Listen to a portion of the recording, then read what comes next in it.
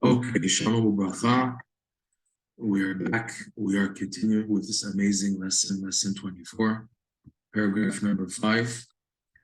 It just has to be so reiterated again and again that, Mamash, when you work on being the Simcha, this is the key. I'm speaking to a lot of families and also reading a lot of stories of families in the past that the secret of their Hatzlacha to be together is that it was the father or the mother, but mainly the father was someone who was always trying to be happy. When there's simcha at home, it gives the reason for the kids to be together. I look at my mother's family. My mother's family, my uncles and aunts are not so from. Some became more, some are becoming, and I also have cousins who are becoming more from and everything. And I see that by them, the most important thing is that they were always together. And why? Because the parents, the grandparents, they're always happy. The memories I have of my Bubi and my Zaidi on my mother's side is they're always telling jokes. They're always telling jokes nonstop. And there was such a good feeling and had such a hashpa by the kids that even if they were not so frum, but they stayed together. And when you have togetherness, that's the key for people coming back to the tshuva, B'ezrat Hashem. If now, there's a togetherness because there's a simcha, you want everything. Also, if the biggest problem today, one of the biggest problems today is that from family and you one of the kids who go what's called OTD, off the derech, right? Who doesn't have a family where one of the brothers or sisters they start becoming more and more modern, and some even go to Mechal Shabbat and everything. So the normal attitude is, you're not supposed to do this and this. And they get angry because I didn't raise you like this. Oh my God, what happened? And people get pressured and everything. And it just pushes the child away more and more. Whereas the opposite is the key. The opposite is that when they show simcha to the child, the sibling, whatever, and there's a happiness and everything, that child will want to come back. Even if they go away, when they remember that the home is heimish, the home has a warm kite, there's a warmth and everything, they come back. This is what Rabbeinu was saying, is invest a lot in simcha. Don't think it's something, simcha, by the way, simcha. Invest in it because it's a key for everything else. In this lesson, the whole Torah is based on this idea of working on the simcha as the key for everything. It'll lead you for all the levels. Nosson in his letters, he wrote letters to his son when he wrote this lesson. He wrote a lesson on this lesson, on this lesson Likutey Moharan. Nosson wrote a year before he passed away, in the year 1843, 1844, he wrote one of those most beautiful halachot on this Torah, on the Simcha, called Birkat Hoda'ah Halacha Vav, in the Likutey Halachot. And while he's writing the lesson, he's writing letters to his son, and you see the theme of the lesson in the letters. And you see how he's telling his son the main thing is to turn all the sadness into joy, and that's the key. Rav Nosson, amazingly, it's last week's parsha, but he goes into the whole secret of Nichum Avelim, the Nichum Avelim of Yaakov to Yitzchak when Avram Avinu passed away. So it says the parsha, Yazed Nazid, that he was preparing a dish of lentils, red lentils to give Yitzchak. And Rashi goes off, quoting the Midrash and the Gemara, that the lentils is the food we give for the initial Seudah for the mourners. Seudat Havra'ah is ideally lentils or eggs. Today we do eggs. It's easier to do eggs. But ideally, lentils was done. Why lentils and why an egg? Because the lentil is round. It's round. What's the idea of being round? That Rashi says, Galgalu shechozer ba'olam. That the morning is a wheel that turns. What does that mean? That everybody goes to it. One day you're here. I'm okay. Everyone's alive. My parents are alive. And then the wheel turns and then you're up here. You have the morning. Okay? So Nosson goes further. He says, what does it mean, Galgalu shechozer ba'olam? Mourning is sadness, okay? And the idea of Nichum Avelim, what's the idea of Nichum Avelim? You know what the mitzvah is in Nichum Avelim? We're trying to bring joy to the mourners.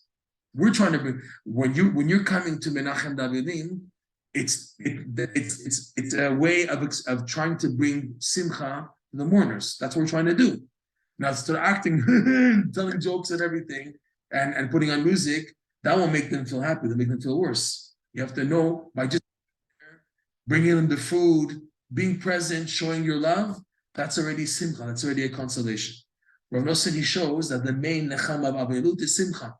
And the idea of nichum avelim is turning sadness into simcha. And when Chazal say that galgalu shechozer ba'olam, mourning is a wheel that goes by everybody, it means that in life you have times that are sad, times that are happy. It's always turning. It's turning. What does that mean? That when you see your life, you're stuck in a sad situation, don't stop the wheel. Let the wheel continue turning to get to the simcha. Don't end with sadness. The wheel's always turning, always turning, always turning. So if now you're in a situation which is sad, don't make assumptions. Okay, I'm finished. My life is over. It's over. You know, there's a song unfortunately, when I get broken, there's a song by Mordechai Abram Fried. Well, it's over. It's like he's talking about the Geula. Mashiach comes. It's over. Well, it's over. So he starts singing, it's over. It's finished. It's over. I'm finished. Hashem, that's it. I'm done. So no, the wheel keeps on turning. They say in Breslov like this, that the Yetzirah gives you a patch, you give him back a patch. He gives you a patch, you give him back a patch. That's all of life. All of life is, he punches you punch him back. He punches you punch him back. The thing is, Vatischak Likutey Moharan, who gives the last punch? Who gives the last punch? Him or me? Okay? That means, where do you stop the wheel? Where does the wheel stop? Do you stop it at the sadness, at the atzvut, or do you stop it at the simcha? The wheel can keep on turning. It's up to you. If you choose that it stops at the sadness, you stop the wheel. The wheel continue to move on. If you don't touch the wheel, it'll continue from the sadness. Chavi kimat rega ad yavor zam. Wait a moment until the anger passes, or like it says in Echa, dom veyuchal b'tshuat Hashem. Be silent and wait for the salvation of Hashem. But it comes in the end, right? Anytime Am Yisrael went to a tragedy, we have afterwards a nechama. In the world, how Judaism is designed, the end will be a nechama. There's what's called Chet HaMetim, Geula, that means at the end, everything's going to be up. It's not going to end sad. Right now, we're going through the wheel. So he says, Rav Nosson, the idea of Galgalu shebechozer ba'olam is you have to turn the sadness into happiness. Don't let it be stuck there. Don't accept the sadness and make it a reality. You hear that? Don't accept the sadness and make it a reality. Rather, let it move. Go forward. Don't stop and make assumptions. It's easier said than done. That's why a person has to do everything to be happy. If it's telling jokes, if it's saying pitum Ktoret also we spoke a lot about. If it's giving thanks to Hashem, the idea to work on being positive. And when you can't, you see you're just being attacked from all the corners. So then you cry to Hashem. What do you cry about? You say, Hashem, I want to be happy. I'm trying to serve you, but I'm just being bombarded in my life. Everything is falling on me. Hashem, I know you love me, but I don't see it right now. I see just total darkness in my life. I see Yeush. I see black in my eyes. If Hashem, this is what you really want of me, to suffer like this and to end my life like this, and this is what you really want, Hashem, then let me accept it b'simcha b'emunah. And if this is not what you want, then get me out. But Hashem, to stay negative like this, nobody wins. You don't win. Hashem loves when you argue that argument. Hashem wants you to get good arguments. This is a very good one. We tell Hashem, if I'm sad and broken, you don't gain, I don't gain, the world doesn't gain. Who gains? Who gains if I'm down? I want to serve, I want to be happy. I want to be positive. I can do so much, Hashem, when I'm positive. You just keep me heavy and down and sick and weighed down, and there's no money, and I have the tzudis, and I have this problem, and I'm weighed down because of it, Hashem. But what do you gain? What do you gain from my atzvut, Chas Hashem? So this sometimes is needed, that a person is squeezed so much in order that he should mention these words. We're going to go into this a little bit, Hashem. But this is the idea of Yaakov and Esav. Esav, Rav Nosson says the reason why Esav fell so low, the reason why Esav became such a rasha, because he was full of atzvut. Rav Nosson says that he had atzvut and kas. He was sad. Esav wasn't like, an intellectual kofer. He fell into sadness. He was stuck in sadness. That led him to Gila Arayot, Shfichut Damim, Avodah Zarah, all the cardinal sins, because he was sad. And Yaakov was opposite. That's why Nosson says Yaakov, he said that this Rasha Esav is not deserving to have the birthright, the Bechorah. He bought from the Bechorah because Bechorah, it belongs with Simcha. If Esav is such a Rasha, he can't do it. So Yaakov is the epitome of joy, right? Yaged Yaakov Yismach Yisrael. Which is a nice insight from your uncle. I have to say this amazing chiddush on this week's parsha. It says that Yaakov was sleeping, right? He was sleeping on the spot of Har Bayit, Beit Hamikdash, and he saw the sulam, right? He saw the ladder with the angels only B'Yordim. When he woke up, what did Yaakov Avinu say? Please correct me on the pasuk. Achen yesh Elokim b'makom hazeh v'anochi lo yadati. Is that the lashon more or less? Achen, he says, behold, yesh Elokim b'makom hazeh v'anochi lo yadati. Behold, when he woke up, right? He says, man norah ha'makom hazeh ein zeh ki'im shar beit Elokim v'zeh shar hashamayim, right? So he said, when he woke up, Achen, Yesh Elokim b'makom hazeh. Achen. I hope that's the last one. Is Elokim? Do you remember the pasuk? Can you open the pasuk for a second? You have a chumash somewhere? Sorry to trouble you. There's a chumash here. Good to have the pasuk accurate. So it's Parshat Vayitzai. This week's Parsha. Vayitzai.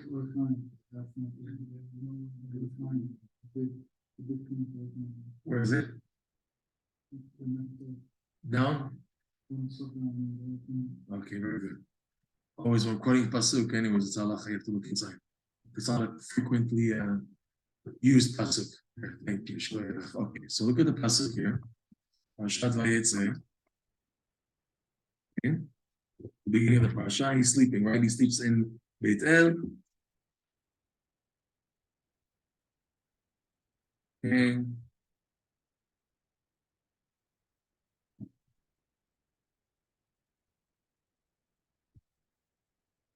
So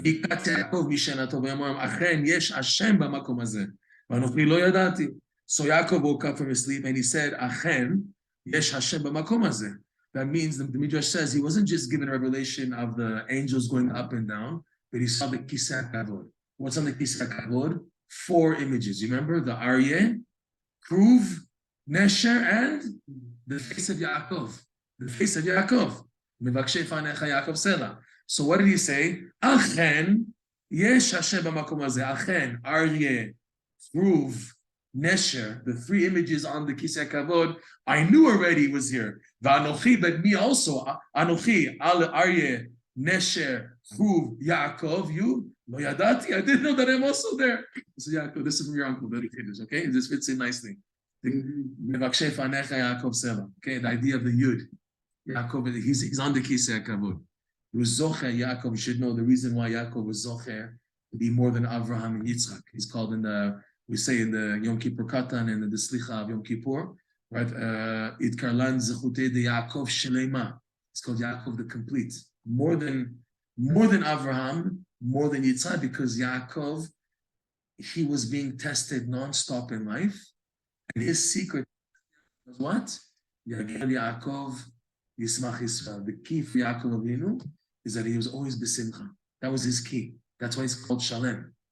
It was this simcha that he gave over to Yosef. Yosef also went through such tests, like Rashi says coming up in Parshat Vayeshev. What Yaakov went through, Yosef went through. Right? There's a parallel between Yaakov, Ben Zikunim Hulo, whatever. Rashi brings that down. There's a parallel between Yosef is an extension of Yaakov Avinu in this sense, and it says about Yosef, Ish Matzliach. He was a very successful man. Rashi says, the Midrash says, but Matzliach, that he's always dancing and singing in Egypt. And Aviyabot Hatuma, Yosef wasn't like, down. He was dancing and happy and positive in such a tuma. And that was also Yaakov. That was the key. They were happy people. That's why there's so much sneach. And we have to remind you what the Arizal said. The Arizal said about himself, that the reason why he reached his high level to be the master Mikubal of all generations is because that he served Hashem b'simcha. The Arizal said about himself that he did the mitzvot b'simcha. That was his key. The key above anything else. Nachon, it's difficult. Nachon, it's crazy. But you have to do your best. And that's what Rabbeinu says, even acting silly, even telling jokes, okay? And one joke I have to tell you guys, just to make you guys a little happy. Okay, a guy who was working in the the supermarkets in Israel now, they charge for bags. They charge 10 agurot for a bag. And when you finish your shopping, they ask you how many bags you have to pay for the bags. You say 5 bags, 10 bags, okay? So one guy started working in a supermarket day and night, day and night. He comes home, his wife says, I'm leaving you. You don't care about me anymore. You don't take care of me. You don't spend time with me. So the husband says to the wife, how many bags do you need? How many bags? Okay, stupid joke, fine, but at least it makes you laugh, right? That's the point. And even if it's a stupid joke, it gets you smiling. That's the key, right? Fine. So this is just a little bit of Yaakov Avinu. Yaakov Avinu is very important because he's coming up again. He come up already. If we're already in the parsha of Vayetzeh, if you look, we already quoted a pasuk that Yaakov said to Lavan in Sif Dalet. He says, "Vayvarech Hashem otcha leragli." If you remember in Dalet, Sif Dalet, that Yaakov said to Lavan, "Hashem blessed you because of my feet, because I lifted up from the legs, the concept of the feet, the concept of the hands." Okay, that's just to connect to the parsha. We're now going to continue B'ezrat Hashem with where we left off. Okay, so again we're in Sif Hey. Okay, I know there's always new people coming, but there's only so much we can go over. We can't go over the same thing again and again and again. What can we do? The classes are recorded, Baruch Hashem. Okay. The main blessing that comes down from the hands, because we said when a Jew does the mitzvah b'simcha, he's able to lift the mitzvah from the klipot, okay? And once you lift the mitzvah on the klipot, you lift them up to the legs. That means the mitzvah gains momentum and has motion and movement, and it gets things moving in life. And yet also your whole world starts going towards Hashem. In other words, the people you interact, your life, what's happening, the food you eat, the air you breathe, the whole world you're going through is now built on helping you go forward. This is by doing the mitzvah b'simcha. When that happens, you now have the merit to activate what's called the hands. The hands is the idea of bracha. Now, just an amazing insight a little. Rabbeinu says that Ktoret and Simcha have the same power. Ktoret, according to the Kabbalah, does the exact same thing. The idea of saying Ktoret at the beginning of the davening and at the end, the beginning of Mincha also, is because what the Ktoret does is has the power to rescue the Kedusha that's trapped in the evil. That's why we start the davening in the morning with Pitum HaKtoret. And part of the Korbanot, we say the Ktoret. Because the Ktoret has the power to lift up what's down and stuck in the Tuma to bring it up. If there's a mitzvah, when a person wakes up in the morning and he's like dead, okay? So he's not in a good mood to daven, and his tefillin, everything is down. So Ktoret gives him that boost to lift him up, his shacharit, his tefillin, his tzitzis, his kriyat shema that he's going to say to lift it out. And Simcha has the exact same power. For this reason, Rav Nosson writes, saying Ktoret is misugal to be b'simcha. If you're down, a big segula is say Ktoret. So we pointed out from the Midrash, Ktoret, the Midrash says this stands for 4 words: Kedusha, Tahara, Ratzon, Tikva. Okay? These 4 words correspond to the 4 levels that we are going into. We're in the middle of, we've gone into, we're going into, and we will go into. Kedusha is the first level of taking the Kedusha that's trapped in the Klipa and bringing it up out. That's the idea of Kedusha.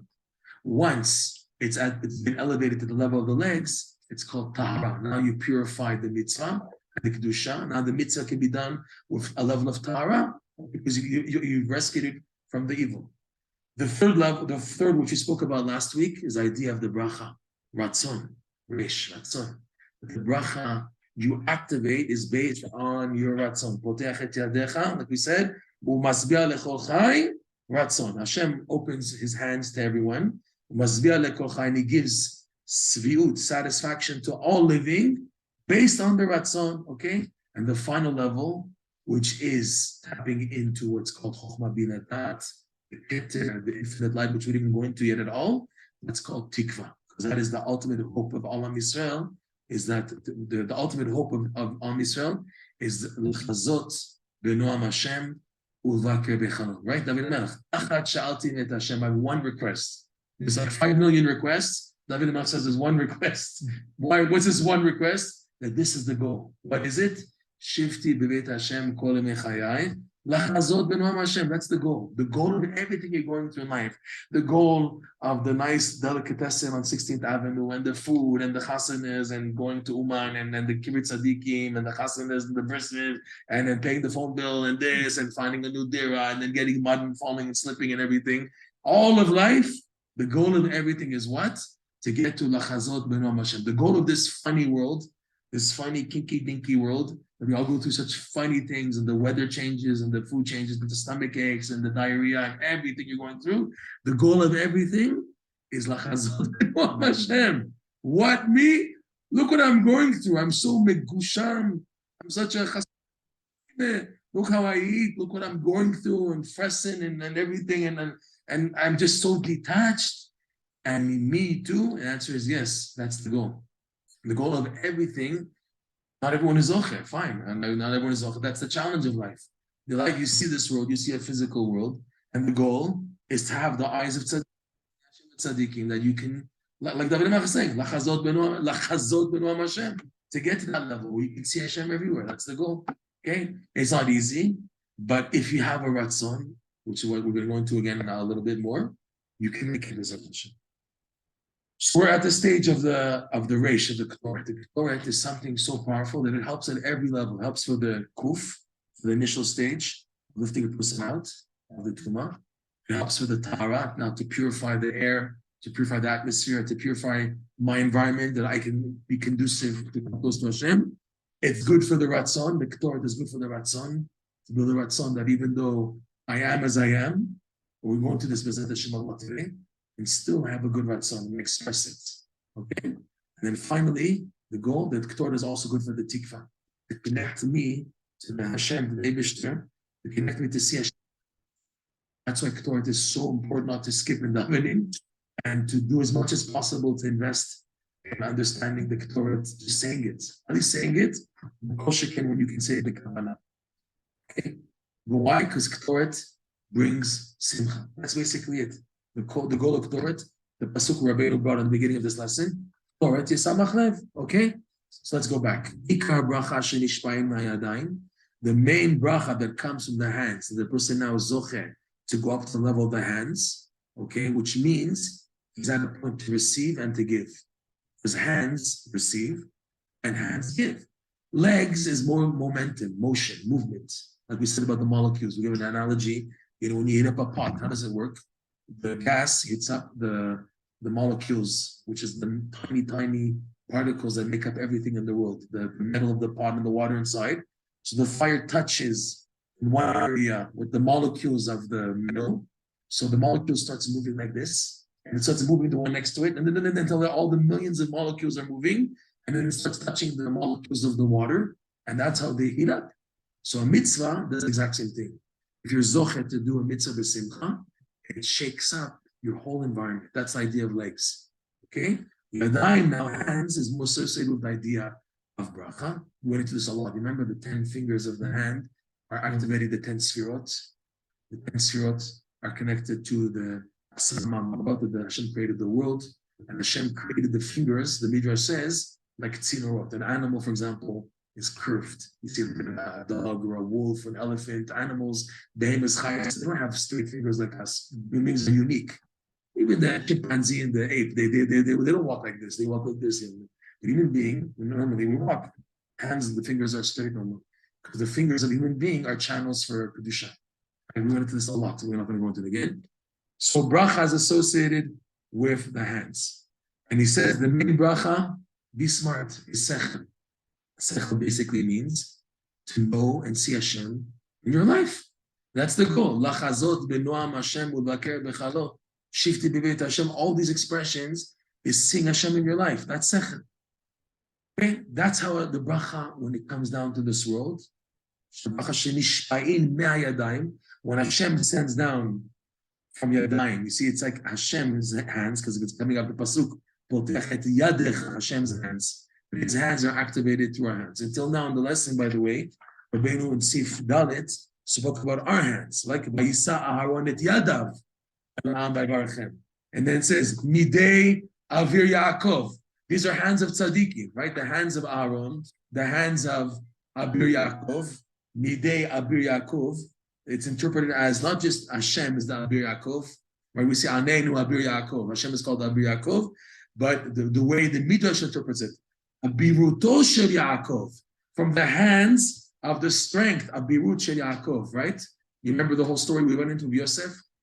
That it was through the image of Yaakov that Yosef didn't Michal with the Eshet Potiphar. There was no Zera Levatala even. There was, but it came out from the fingers, in between the fingers, right? It didn't come out as a pagam.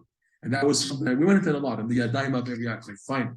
But here now, all of a sudden, it switches to the hands of Hashem. Also, the pasuk before that, but again, it's about it. But Telech Yad Bnei Israel, Aloch v'Kashes, in the hands of Bnei Israel, the hands of Aaron, V'Yisar Yadav, the hands of Yaakov, and now coming up is Potechet Yadech.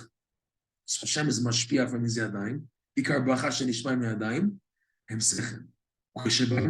When this shefa, this bounty of blessing of sechel comes down, we went into that last week. According to your ratzon, that's how you determine how your life will be. Your ratzon says everything. You want to be in Eretz Yisrael, you'll make it. You want a nice house and comfort, everything. Hashem, b'derech shadam rotze lelech, right? Again, Chazal. B'derech shadam rotze lelech. The way a person wants to go, your ratzon is the key for everything else. You know, people that give this excuse, yeah, I really want to do this, but I can't, I can't afford to now give stuff kind of like this. I really would like to, and I'm like, I want to. I really want to. If you really wanted to, it would happen. You don't really want to. Right? You don't want enough. Right? We said the story of Zusha of Elimelech. Another story. I'll say it again. That once for the Heilige, again, the Heilige of Zusha, the Elimelech is going to align. Okay. And Rav Zusha, they were traveling undercover, incognito, and they came to a village, and they were exhausted. They were exhausted and they couldn't move, so they just plotzed on the grass next to the dirt road. And while they're just lying down, and nobody knows who they are because they're just up undercover. So while they're lying down on the grass like that, and they're trying for it was a hot summer day, and they're exhausted. A boy on a wagon loaded with tons of schora, of merchandise, and he was going super slowly. Because if the wheels go over just one little rock, a little pebble, it tips a little and a package falls from the wagon. And it was happening. He was going super slow and the wagon went over one little rock and the package fell and the guy started cursing and got down. He put back the package, the pecker left and he went back on. And he's going slowly again, went under another pebble. So at one point he passed by Rav Zusha and Elimelech on the earth, lying down, resting, and the package fell right next to them. And the guy started cursing at himself again. And he said, Jid, help me, come on. He said, there was Zusha. Help me. He said, I can't move. All my muscles hurt. I can't move. He said, come on, do me a favor. You see me up and down. I can't, I have no more koch for this. Help me. I said, I can't. I have no koch. So the guy said to Rav Zusha, yeah, you foolish Jew. You can, but you don't want to. And he got down. Zusha said afterwards, that was the biggest Musar shmooze he received in his life. So this guy that he said you can, but you don't want to. Right? The Ratzon opens the door for everything. If you really want, the Ratzon builds the way for things to happen. Person says, I want to, and I'm not, nothing's going to stop me. Depends how strong your Ratzon is. That's the thing. Okay? Nasim l'chol echad echad kli Ratzon. According to your Ratzon, that's how you shape the bracha. The bracha goes into the ratzon shapes it. The ratzon of the kli is what shapes the bracha. Your ratzon is like a okay? How you shape the ratzon, how you shape your vessel from your ratzon, that's how the bracha comes in. It's very simple. Like it says, Hashem, you open your hands. You see, the mitzvah that I did is eventually to activate Hashem's yadayim. So you see until now, when he said that the mitzvah goes from the legs to the hands to the head, so it's not talking necessarily about us. It's talking about what's called in the Kabbalah, the partsufim, the images, the reflections of HaKadosh Baruch Hu. Like you are now activating levels of Hashem.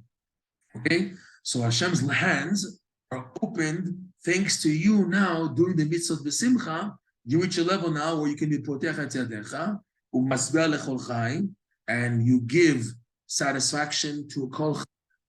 according to the Ratzon. Okay, so now there's something very important here. He uses the word masbia.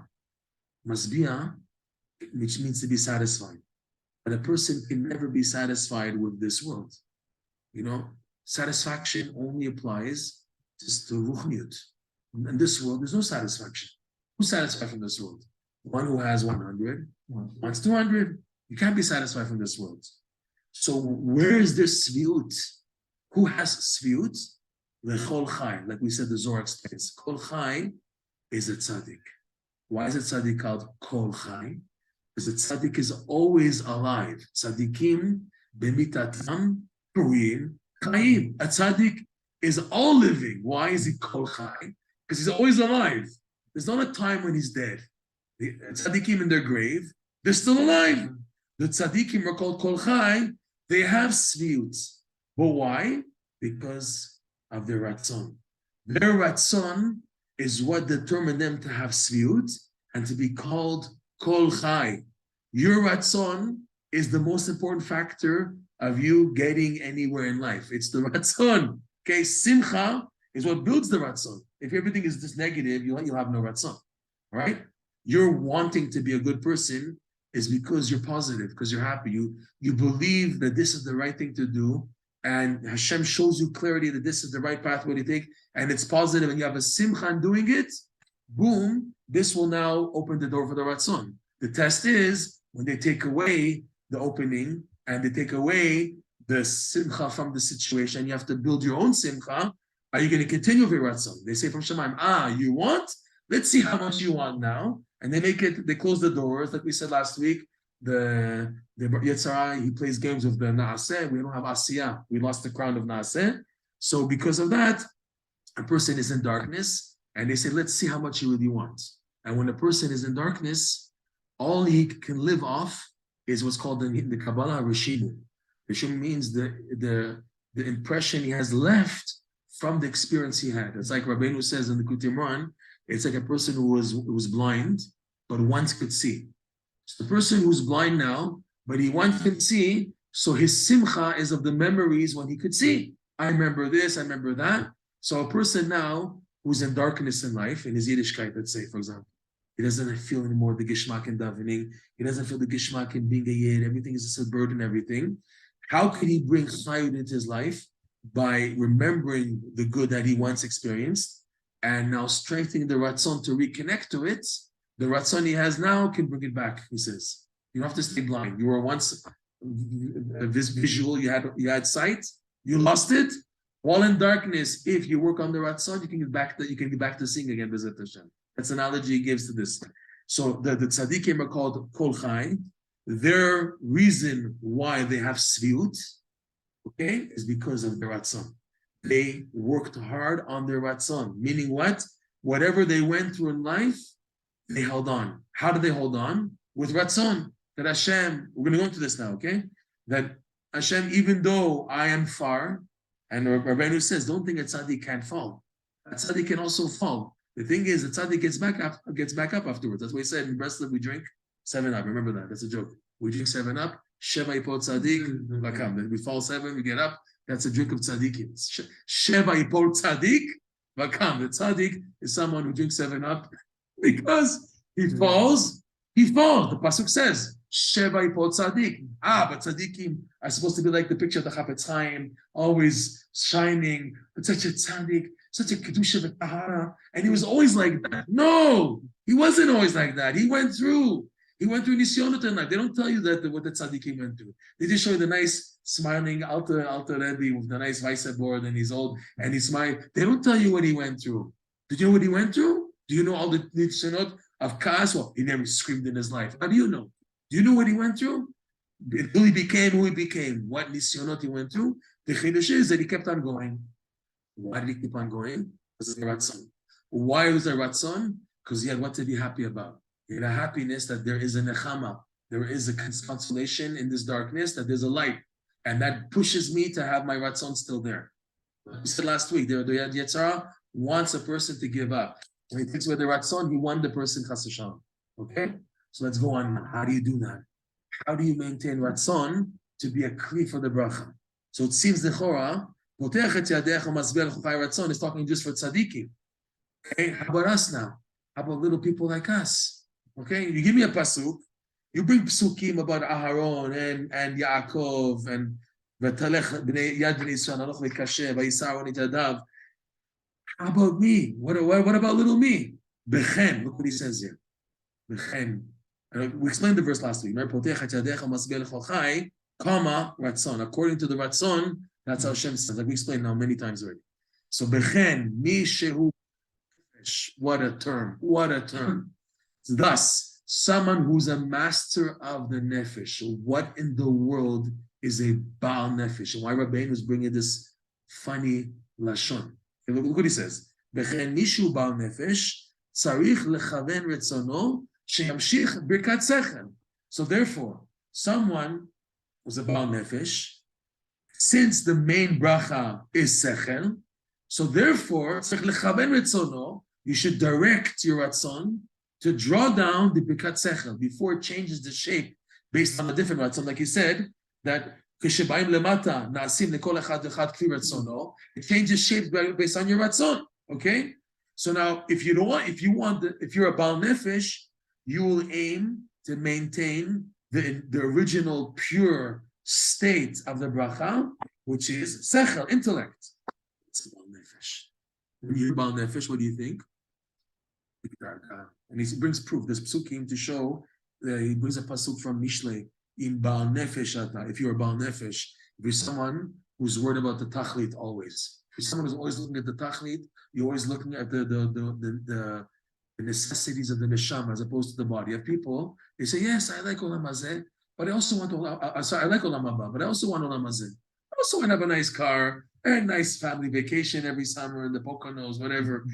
I want to have the nice cakes and everything. I have a good time in this world, man. I want olam haba, yeah. Baal Nefesh is the opposite. Someone who said, Hashem, you take my whole life. I just want to serve you. Whatever you want, Hashem, I'm yours. You want to live in a tiny dira in Yerushalayim, 10 people crowded in 2 rooms and a little bathroom and everything, and the sink doesn't work. If that's what you want, Hashem, I'm all yours again. That it sounds funny, right? But that's lichora what a Baal Nefesh is. Someone who's more worried of the concerns of the neshama more than the body. They say, for example, the difference between Eretz Yisrael and Chutz La'aretz is when they build the building here, they build it in a way that the most important concern is where's the sukkah going to be? Where's the sukkah going to be? And in Chutz La'aretz, they build a nice building. Afterwards, okay, let's see where you can put the sukkah. After it's built, okay, after the building is up, where do you put the sukkah now? On the parking lot, on the roof? Oh my God, this and that. But Eretz Yisrael, the initial design of a balcony is where's the sukkah going to be when they design it with the, right? Jewish projects, the Jewish, what's it called? Contractors and everything, okay? So are you a Baal Nefesh or not? But what is it? So when you hear that, what does it make you think? But I'm not holding at that level. As soon as you read this little phrase, Mishu Baal Nefesh. So you're not talking to me. Thank you, Rick Nachman. Okay, I'm going, well, Mishu Baal Nefesh at a high level. Wait a second. What is Nefesh? What is Nefesh? Vayi.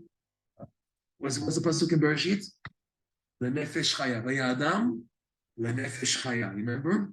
It says every time Hashem created a living creature, Nefesh Chaya, Nefesh Chaya, Nefesh Chaya, and every time Targum translates it in one format. Nefesh Chaya by the behemoths, by the fish, by the birds is what? A living creature. Okay? When it comes to Adam and Yom Shishi of the creation, Parashat Bereshit, it says the Nefesh Chaya. What does Targum say? Leruach memalela. It says Vayi Adam le Nefesh Chaya. And Hashem made man into a living being. The taich of Targum is what? Ruach memalela, a speaking spirit. What does that mean? The main thing of a nefesh, of a yid, is speech. That's what Targum says.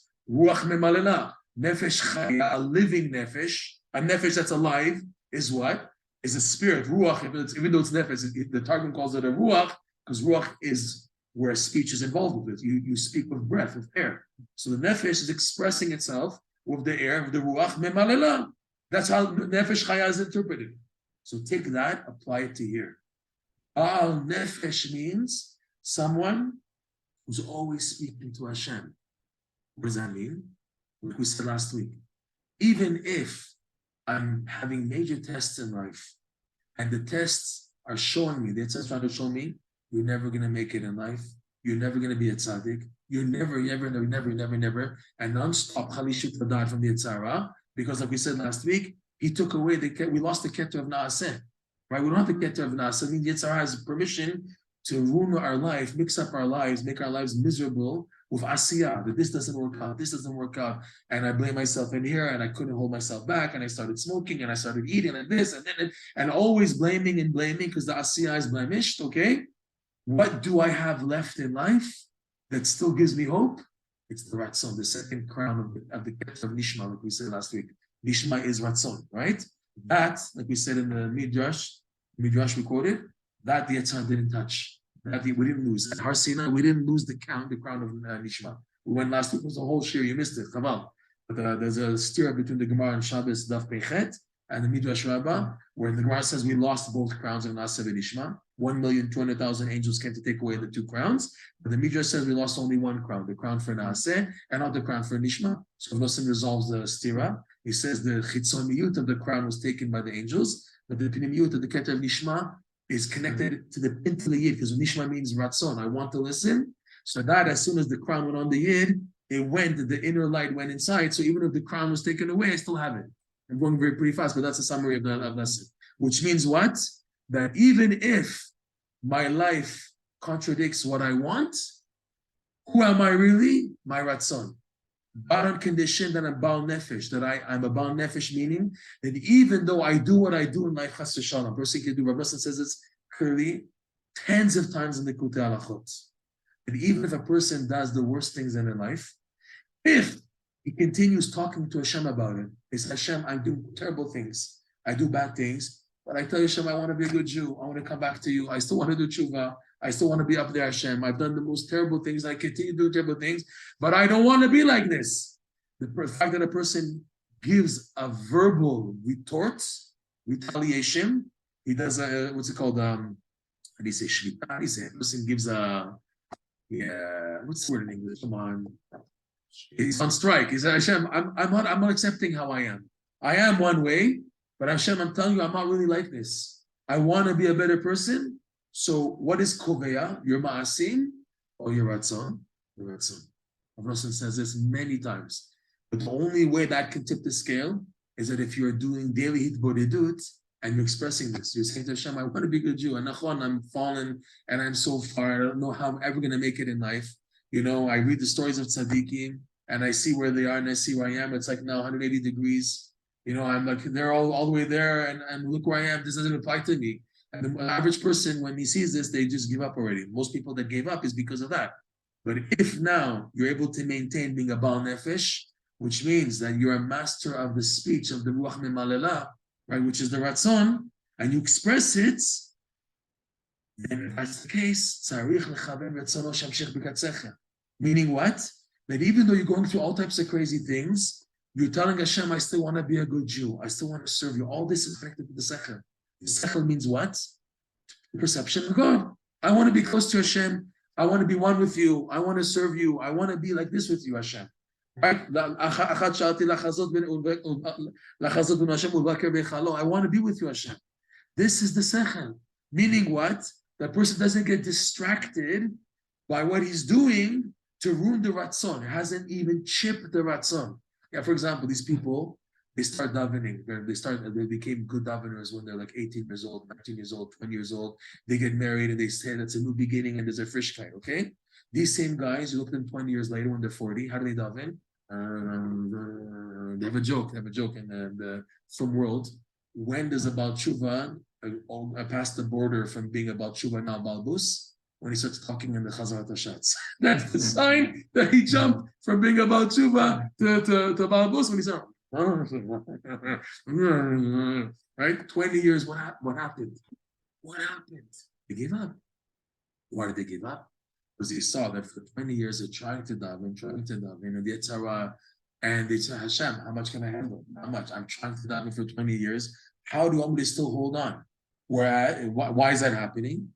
Because they have no avenue to express the Ratzon. If by the person his only time to talk to Hashem is Shacharit, and he's not there, and he's not doing Hitbodedut, that means such a person never in his life did he really talk to Hashem. Because his whole davening, it wasn't there. And we tell people in Bristol, so you have to daven about it. Yeah, I daven. Do you really daven? We say daven, it's not like how they say daven. When you say daven is, are you putting yourself in the words or not? So most people, when you say davening, yeah, I do shachris, I do mincha marv, I do tehillim, but even they tell them they do, it's all with the head. It's not like you're just saying it as a segula. Did you ever really daven to Hashem? Which means, did you ever talk from what's in your heart to Hashem? That's only Hitbodedut. Most people never in their life, open their mouth to talk to Hashem from their heart.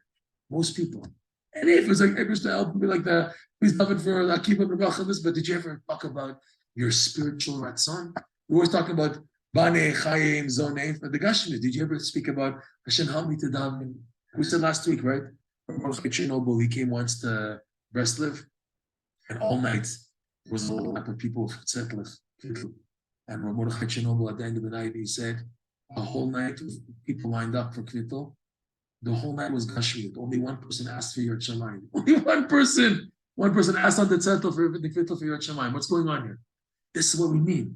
If someone now never has an opening in his day, in his daily life, to express what's really bothering him in his heart, of his real ratzon to connect to Hashem.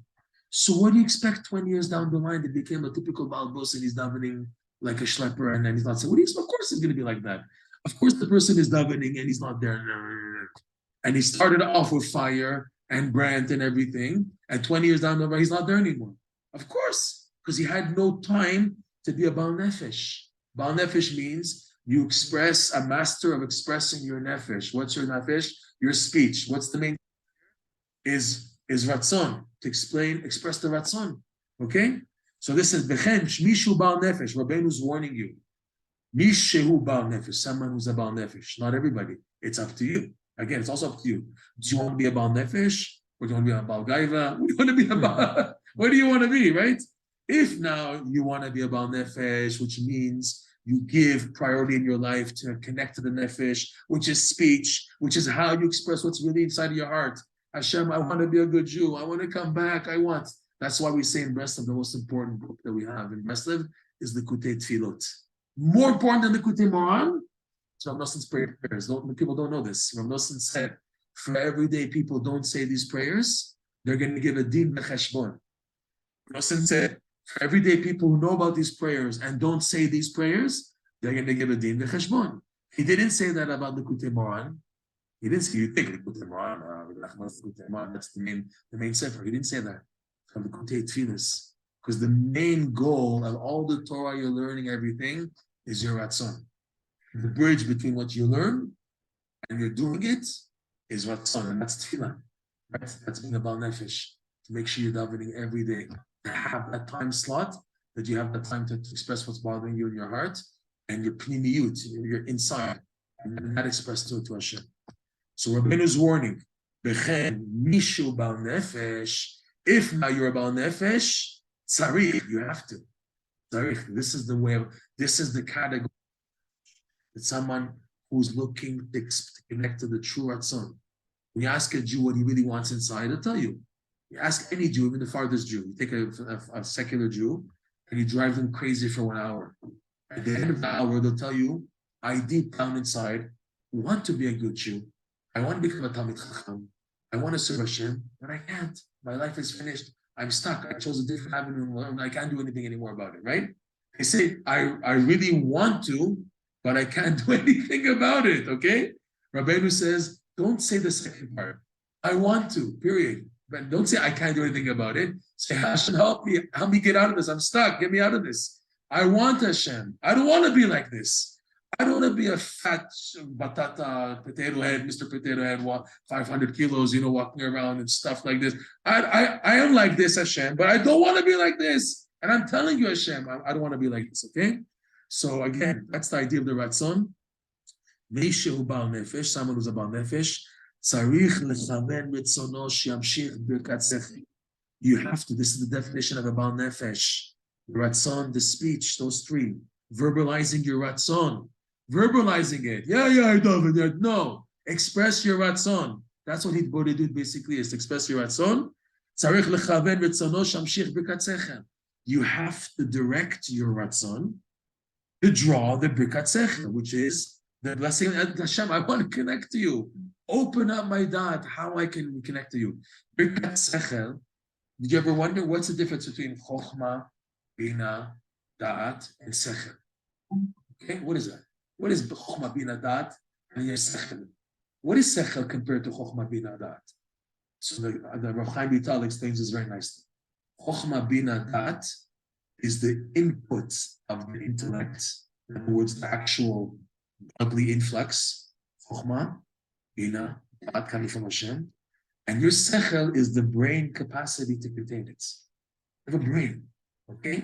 And there's mochin, moach. That's another thing, really, mochin. But a sechel is the kli of the mind now to contain within it the chokhmah, bina, da'at. Mochin, we have to go into mochin. I never really went into moach as opposed to a sechel. The sechel is more, in our context, it's your capacity to receive. That's what's called Birkat Sechel. That my capacity to receive should be blessed. There should be a bracha in my sechel, that when the chokhmah comes in, it comes in good. It comes in, the bina comes in good. That you have many people, you have two people learning the same Gemara, the same Mishnah, the same Chumash, the same lesson, the Likutey Moharan. This one is about to flip out and to expire by overwhelmed light. The other one, okay, he sees nothing, okay? Why? Because their capacity of the sechel is different. They're learning the same thing. They learn the same Rashi, the same Chumash, the same Rashi. One guy, it sinks in, he has all these chidushim coming in and all these insight, why Rashi says like this and things you never even thought of, right? There was a story once. There were two big giants from the students of Rav Nosson, Rav Nachman Tulchiner and Rav Nachman of Cherin. Rav Nachman of Cherin was a big Rav. He wrote tons of svarim, Papa Chokhmah, okay, Yakar de Shabata. He was a Rav, Av Beidin, you name it. This man was a giant Sarah Torah. He was big, even in the non-Breslov world. He was a very, very big halachic Rav, everything, okay? And he had a brain capacity to mechadesh in Likutey Moharan. He wrote the main perush that opens up the pshat of Likutey Moharan. It's called Parashat Chokhmah. That's the main perush on Likutey Moharan that's used when you want to understand the pshat on a difficult piece of Likutey Moharan. So the main commentary used is Parashat Chokhmah. Okay. Meidech, the opposite of Nachman Tulchiner, didn't leave so much svarim, but when he spoke, the insights were so phenomenal. And Rav Nachman Tulchiner saw, even from far, Rav Nachman of Cherry would come to listen to him, he would shut up, he would stop talking. And Rav Nachman of Cherry says, I want to hear what you're saying. So I can't speak in front of you, I can't. You're the gadol of the Torah and everything. So what we had to do once, hide.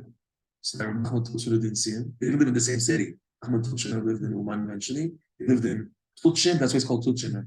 Tulchin, Breslev, or Hysin, Tulchin, and then Uman. And Nachman of Cherry lived Cherry, which was very far. It's eastern Ukraine. And Nachman Tulchin lived in central Ukraine. Okay, so they would come together whenever Nachman Cherry would come to Uman Rosh Hashanah or other times. And it was an opportunity for him to hear Nachman Tulchiner speaking. Nachman Tulchiner, when he spoke, would take a midrash, a simple midrash or Gemara or Zohar, and in the most phenomenal way.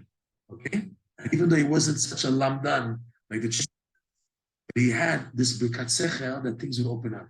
So once Rav Nachman of Cherry was waiting behind, that way Rav Nachman Tulchiner didn't see him, and he was sure that he wasn't listening. So he started talking, explaining a midrash based on. When he finished, Rav Nachman, and he explained, he said, I don't believe this. I've learned this midrash hundreds, if not thousands of times, and I never saw it the way that you expressed it right now. I never saw it the way you expressed it right now. And he was like, where is this from? And he was like such a lamdan. He was impressed with the birkat sechel that Nachman Tulchiner had. He was able to take a simple midrash, a simple guy, and yet open it up that even one of the biggest gedolim on the earth at the time, and especially in Breslev, he admitted, I never saw it like this. I never saw it like this, okay? So this is what's called Birkat HaSechel. B'tchinat sikel et yadav. This is the next pasuk we'll go into next week. This is the idea of sikel et yadav. It's coming up, the parsha is coming up soon, Parshat Vayechi, where Yaakov Avinu switched his hands, putting his right hand on Ephraim and the left hand on Menashe, And the pasuk says what? Sikel et yadav. Rabbeinu is bringing this proof, pshat, as saying that if you have yadayim, the main bracha is sechel. As this pasuk says, Sikel et yadav. That Yaakov was about to give the brachot to Farmin Hashem, and the pasuk uses the word sechel. You could use another word, dafka sechel, sikel, which Targum translate purposely and with intuition, that Yaakov switched his hands. The Midrash says differently, though. The Midrash says, sechel is with Ruach HaKodesh. Yaakov was planning to do like this. Kodesh pushed the hands in like that. We'll go to this next week, Visit Hashem, which is okay to be about nefesh, which means, and on a practical level, say Likutey Tefillot every day. If you can't do it, Bodedut, say Likutey Tefillot to help you do it, Bodedut. But the main thing is to express your ratzon. Express what you really want. Don't say, hey, Hashem, I want the booze, and I want this, I want the girls, people want to talk, whatever I want. Tell what you really want, Hashem. I want to be a good Jew. I want to come to Yerushalayim. I want to serve you. I want to just get up chatzot, and I just want to daven for minyan. That's all I want, Hashem. Why do I have to daven every morning at 12 in the afternoon? Why, Hashem? I don't want to be like that. I want to daven on time with the minyan. I want to be normal, right? Or Hashem, I want to have shmata on anything. Express the ratzon. If you can't, use Rav Noson's prayers, because they have a power to do tchiat hametim mamash. All right, shkoyach. Thank you. Shkoyach, Mr. Yonatan Pearl. All right, brother. Wow.